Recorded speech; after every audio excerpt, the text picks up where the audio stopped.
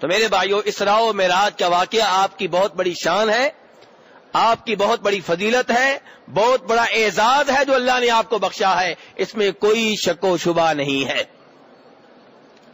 اب اس واقعہ کے تعلق سے چند ایک امور کہ جن سے پتہ چلے گا کہ کئی لوگ اس معاملے میں گمراہی کا شکار ہو گئے ہیں۔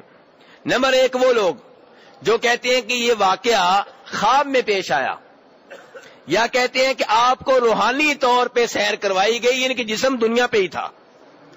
تو میرے بھائی یہ غلط ہے۔ صحیح بات یہ ہے کہ آپ کو بیداری میں اور جسم اور روح دونوں کے ساتھ یہ مشاہدہ کروایا گیا، بیت المقدس میں لے جایا گیا، ساتوں آسمانوں پہ لے جایا گیا۔ اور اگر یہ خواب میں ہوتا تو کوئی بڑی بات نہیں تھی، اور اگر یہ صرف روح کے ساتھ ہوتا تو بڑی بات نہیں تھی۔ بات تو یہی تھی کہ رات کے چھوٹے حصے میں، تھوڑے سے حصے میں آپ کے جسم کو مکہ سے بیت المقدس سے ساتوں آسمانوں تک لے جایا گیا، پھر واپس لایا گیا، یہ بڑی بات ہے۔ اور اس کی ایک دلیل یہ بھی ہے کہ اللہ تعالیٰ فرماتے ہیں سبحان الذی اسری بعبدہ، پاک ہے وہ ذات جو اپنے بندے کو لے گئی۔ کس کو لے گئی؟ یہ نہیں کہا بندے کی روح کو لے گئی، کیا کہا گیا؟ بندے کو۔ اور بندہ کس چیز کا نام ہے؟ جسم اور روح کا نام ہے۔ بندہ کس کا نام ہے؟ جسم اور روح کا نام ہے۔ اور میرے بھائی پھر یہ بات بھی ہے کہ اللہ تعالیٰ نے ایک اور جگہ پہ فرمایا اسی قصہ کے بارے میں، اسی کہانی کے بارے میں، ما زاغ البصر وما طغى، کہ اس دوران آپ کی نگاہ نے کجروی نہیں کی، ٹیڑھی نہیں ہوئی، اور نہ اس نے حد سے تجاوز کیا۔ اس کا مطلب یہ ہے کہ آپ کا جسم گیا ہے، نگاہ گئی ہے۔ تو کہنے کا مطلب یہ ہے میرے بھائی کہ اس میں کوئی شک و شبہ نہیں ہے کہ اسراء و معراج کا واقعہ بیداری میں پیش آیا، خواب میں نہیں، اور آپ کا جسم بھی تھا، آپ کی روح بھی تھی، اور یہی آپ کی شان ہے، یہی آپ کی فضیلت ہے۔ میرے بھائیو، اس لیے وہ لوگ جو کہتے ہیں کہ یہ خواب میں واقعہ پیش آیا، وہ غلط کہتے ہیں۔ اور ان میں سے ایک بڑے آدمی کا نام لینے لگا ہوں تاکہ آپ ایسے لوگوں کی کتابوں کو دھیان سے پڑھا کریں۔ کئی لوگ ایسے ہیں جن کی شہرت بہت اچھی ہے، لیکن پبلک اور عام لوگ ان کی حقیقت کو نہیں جانتی، تو اس لیے یہ موقع ہے کہ میں بیان کر دوں۔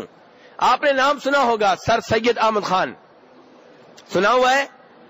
تعلیمی میدان میں ان کا ایک نام لیا جاتا ہے کہ انہوں نے یہ یونیورسٹی قائم کی، یہ کیا، وہ کیا، لیکن اگر آپ ان کی تفسیر پڑھیں تو ان میں آپ کو کئی موقع پہ یہ بات ملے گی کہ وہ آپ کے بہت سے معجزات کا انکار کرتے ہیں۔ ان میں سے ایک یہ ہے، وہ کہتے ہیں نہیں جی خواب میں ہوا ہے۔ یہ کیسے ہوا ہے؟ خواب میں ہوا، خواب میں آپ کو دکھایا گیا یہ پہلا آسمان ہے، دوسرا آسمان ہے، آپ حقیقت میں اوپر نہیں گئے، حقیقت میں آپ اوپر نہیں گئے۔ تو ایک تو سر سید احمد خان ہو گئے، دوسرا ایک نام آپ نے سنا ہوگا پرویز کا، جس کے بارے میں کہا جاتا ہے کہ وہ احادیث کا منکر ہے۔ پرویز کا نام بھی آپ نے سنا ہوگا، اور اسی سے علماء کرام کہتے ہیں فتنہ پرویزیت۔ یہ کیا فتنہ ہے؟ احادیث کے انکار کا فتنہ۔ کہتے ہیں ہم قرآن کو مانیں گے، حدیث کو نہیں مانیں گے۔ تو پرویز نے بھی اس معجزے کا انکار کیا ہے اور کہتا ہے کہ اس سے مراد مسجد اقصی نہیں ہے جو فلسطین میں ہے، اس سے مراد مسجد نبوی ہے، اور اس سے یہ کون سا سفر ہے؟ کہتا ہے ہجرت والا سفر مراد ہے۔ تو میرے بھائی یہ غلط تعویلیں ہیں، یہ احادیث کا، قرآن کا صاف صاف انکار ہے، اور احادیث کا جب آپ انکار کریں گے تو ایسی ہی گمراہیوں کا آپ کو سامنا کرنا پڑے گا۔ آج بھی کئی لوگ، آج کے لوگوں کا میں نام نہیں لینا چاہ رہا، آج بھی کئی لوگ آپ کے ان چینلز کے اوپر جن کو آپ بڑے ذوق و شوق سے دیکھتے ہیں آ کے ایسی احادیث کا انکار کرتے ہیں، اور ان چینلز پہ ہوتا کیا ہے یہ آپ کو نہیں پتا۔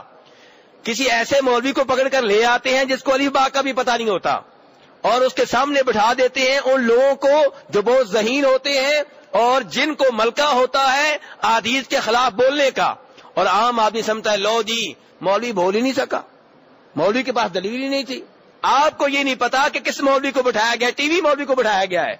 ان مولویوں کو بٹھایا جاتا ہے جو ٹی وی سے ہی مشہور ہوئے ہوتے ہیں، جن کا علم اس کے سوا کچھ نہیں ہوتا۔ اور پھر ساتھ کیا کرتے ہیں، اگر کبھی کوئی اچھا عالم دین لایا بھی جاتا ہے تو اس کو گفتگو کا مکمل ٹائم نہیں دیا جاتا۔ آپ نے دیکھا ہوگا اینکرز بڑی خوبصورتی سے مولانا صاحب کی بات کو ادھر ہی ٹال دیتے ہیں، ختم کر دیتے ہیں، اور جب کبھی بات ریکارڈنگ دکھاتے بھی ہیں تو ان کی کئی باتیں کاٹ دی جاتی ہیں, حذف کر دی جاتی ہیں. تو اس لیے ٹی وی پہ جو کچھ ہوتا ہے یہ دین کا معیار نہیں ہے.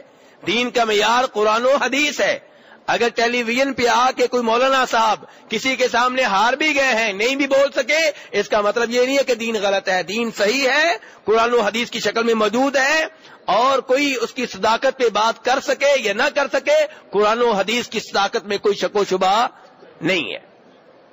تو اس لیے پہلا مسئلہ معراج کے واقعہ کے تعلق سے کیا ہے کہ آپ کو لے جایا گیا اور روح جسم سمیت لے جایا گیا اور بیداری کی حالت میں لے جایا گیا, اور یہ بہت بڑا آپ کا معجزہ ہے. اللہ نے بہت بڑا آپ کو اعزاز بخشا ہے.